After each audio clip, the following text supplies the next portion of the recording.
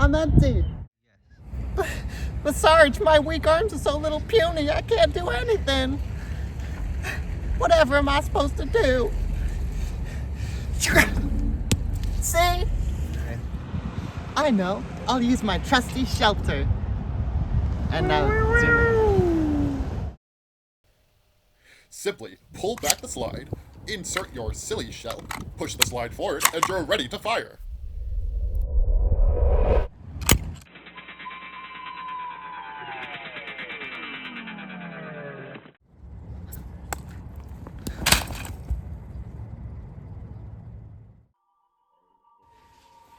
That's right. As you just saw, this thing launches Sillyshells.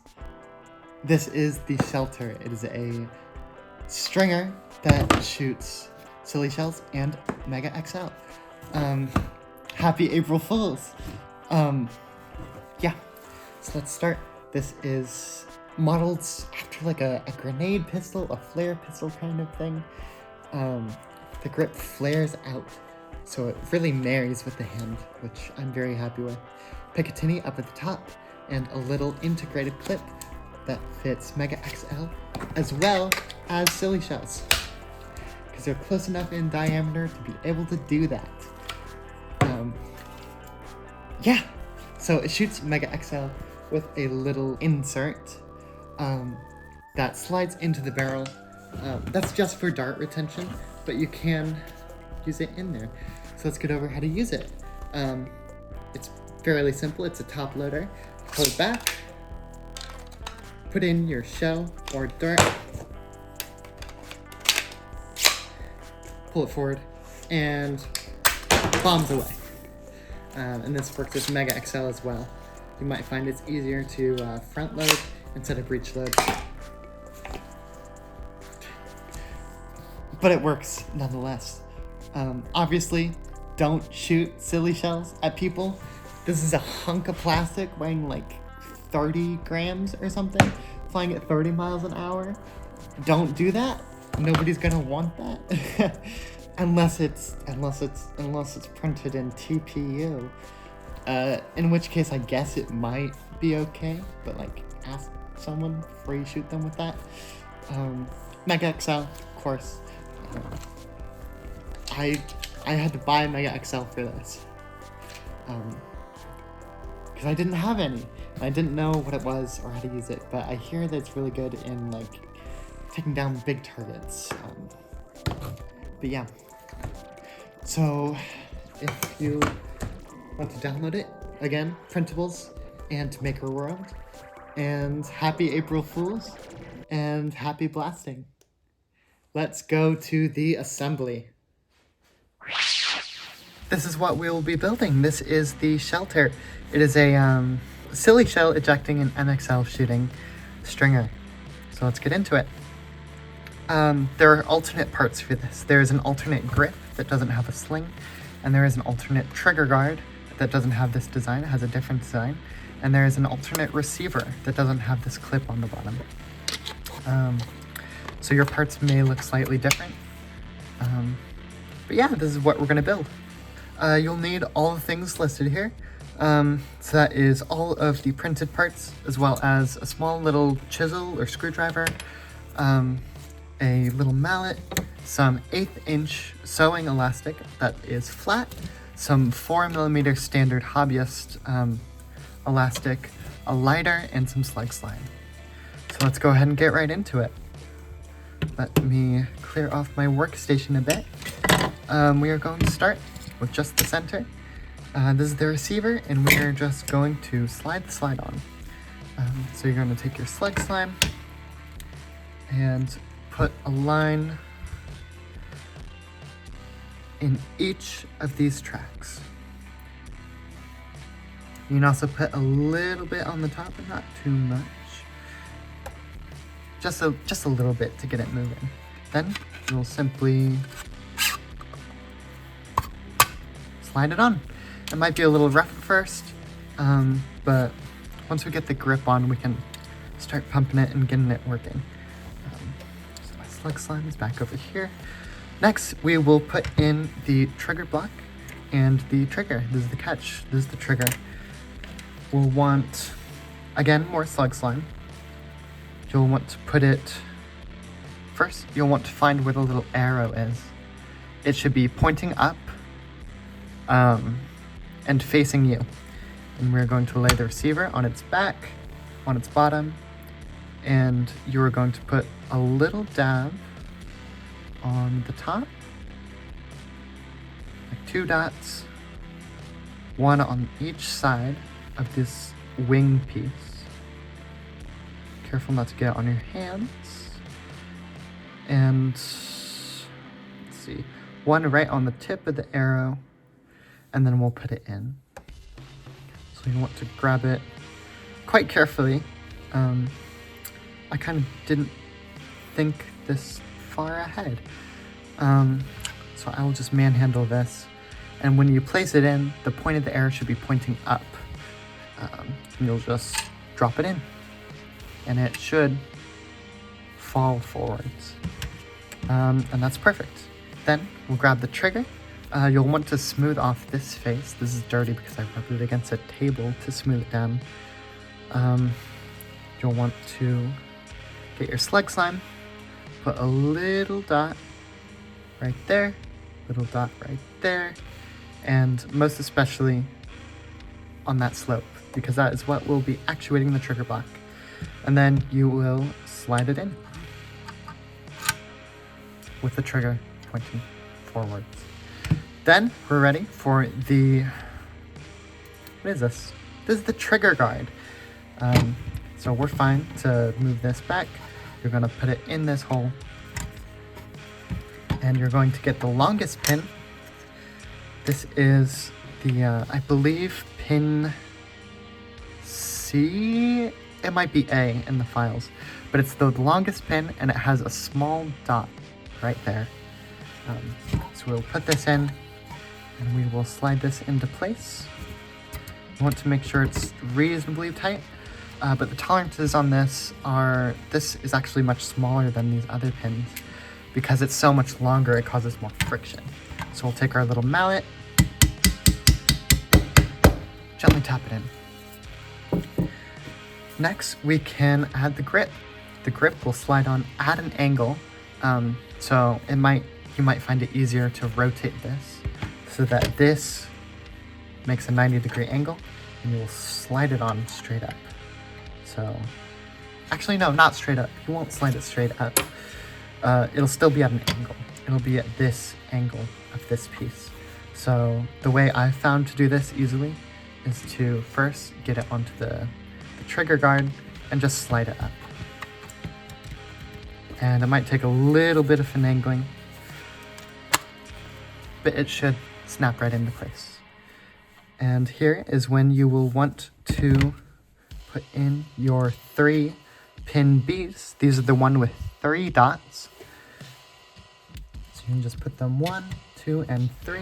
And I should note that these are the same dimensions as Lidl Dynamics no hardware pins. So they're compatible if you ever need that, which I don't know why you would, but it's nice that it's the standard now. So just lightly tap all 3 of those in.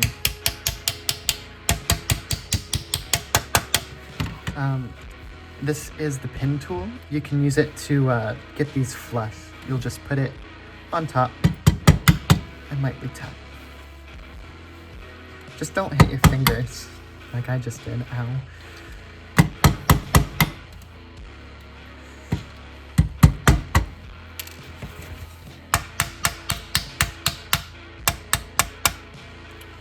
There. Now this is most of it. Now you'll want to take a length of your 1/8 inch sewing elastic, and we are going to get the trigger to return. It's at this point you can also test prime. Wow, that was way too hard. I think I didn't take off a brim on here, which is why it's causing so much friction. Yeah, it looks like it generated some supports on the side. Oh well, no matter. We'll just slide it back on, and it is It'll take some breaking in, but that's pretty nice. And you should notice the trigger action in there will come up and down with the trigger. It's wobbling a little bit, but that's not an issue, honestly. Because when the elastic gets in here, this stuff, it'll right itself.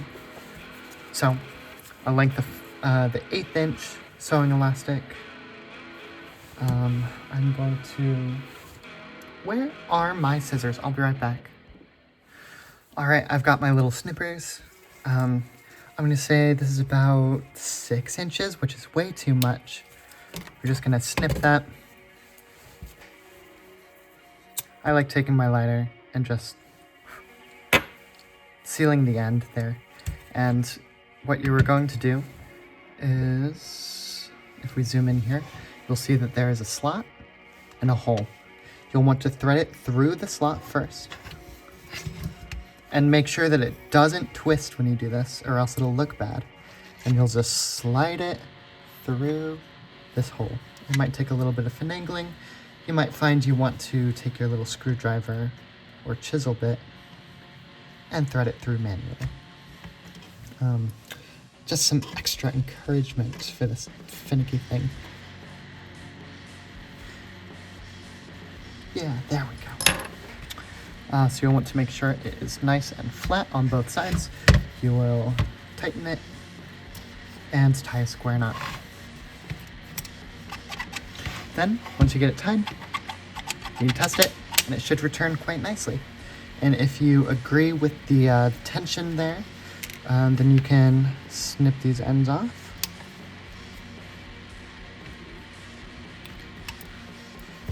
Take your lighter and light it just to seal the end a little. And then you can twist this over and hide this in the hole. And if it rotates like that, just fix it. That's the trigger complete. Now we will put on the main elastic. This is the 4mm elastic, hobby standard. I'm going to seal that end really quick. You're going to thread it through the acceleration track, pull it forward, and you'll see it has this pocket here. You're going to want to tie this in a loose knot. We're going to go right over left because that's how I have it. You're going to want to make sure that it feeds into these holes on the side. Because if it doesn't, then the cap will not fit. So we'll tie this sort of loosey-goosey. We'll hold this with one hand, prime it, just to get the tightness, and tighten it as much as you physically can get your little grubby mitts to pull. I'm sorry I called your mitts grubby. It's just that mine are. So, well, we did right over left, so we'll do a left over right for a square knot.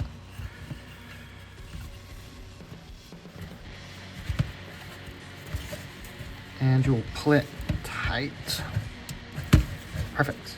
And you'll make sure that it hits there. And while we have it primed, you can go ahead and test it.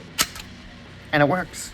And you'll see that we have a lot of slack here. So we can tie it even tighter. For ease of access, I'm going to snip this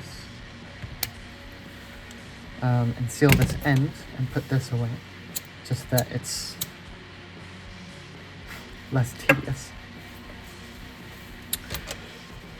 So you'll want some needle nose as well. Some needle nose. You want to get this as tight as you can while still being a reasonable pull length, because these Sillyshells, they are heavy.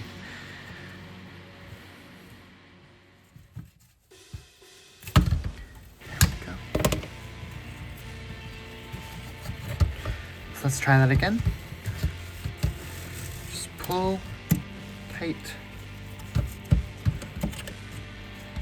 You might find it easier to tie the knot when the string is in the forward position, because then there will be less tension when you're doing your knot, so when you pull it tight, it will slip less. So let's try that. That is a little bit too tight. You can see the string is maxing out before it can reach its retention there. So we're gonna try this one more time. And in fact, we're gonna cut to when I get it right. That works. So you want something that is not like gonna slip off here. Like it's still taut, but isn't too terrible. And it should fire quite reliably. Next, we are going to make sure that we get it really tight. And we're gonna tuck these ends into the pocket. And then we will go ahead and put on the cap. So first, grab the muzzle pin. It's this curved piece. Pop it in there. And then pop on the cap. There will be some slight rotation, but we will fix it. So we're gonna take the 4 pins left here, just slot them in.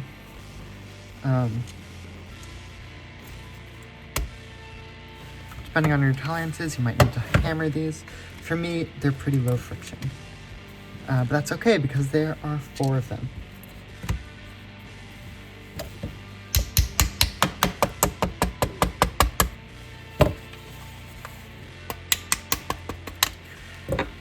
And that is the Shellter.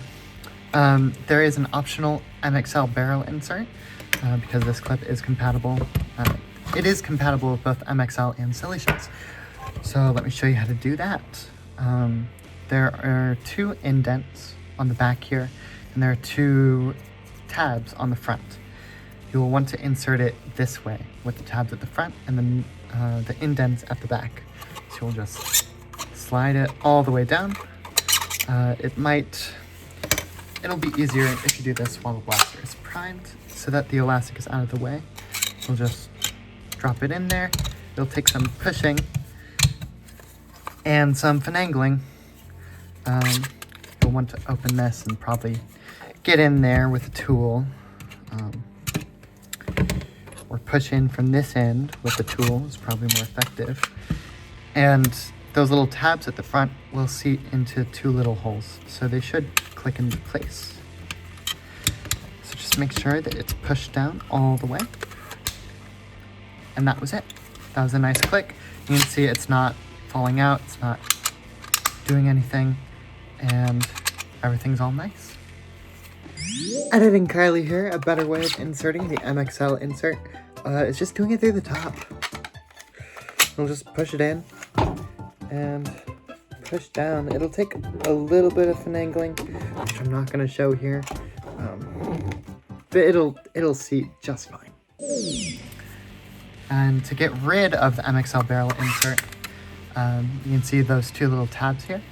You'll want to get in there with a little screwdriver or chisel and just pry it out. And then push it out.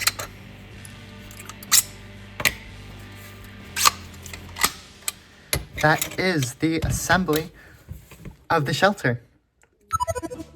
So yeah, thank you for watching. I hope you guys enjoyed this funny little thing. I've had this idea for like an entire year, but I didn't have the means to do it until this year. But I'm quite pleased with how it came out, and I hope that the hobby finds it funny. So make sure you take Shellter.